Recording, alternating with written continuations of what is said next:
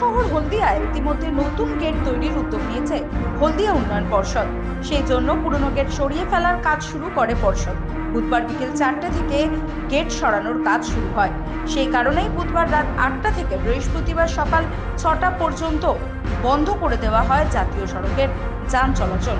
116 নম্বর জাতীয় সড়কের যান চলাচল বন্ধ করে দেওয়া হয়। এর পরিবর্তে মহিষাদল হয়ে চৈতন্যপুরের ওপর দিয়ে সমস্ত যানবাহন ঘুরিয়ে দেওয়া হয় বলেই জানা গিয়েছে।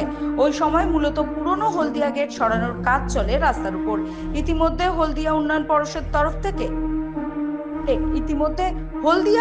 পর্ষদের তরফ থেকে পুরনো গেটটিকে সরিয়ে ফেলে নতুন ডিজাইনের হলদিয়া গেট তৈরির উদ্যোগ নেওয়া হয়েছে। সেই মতো টেন্ডারও পাশ করা হয়েছে বলে জানা যাচ্ছে।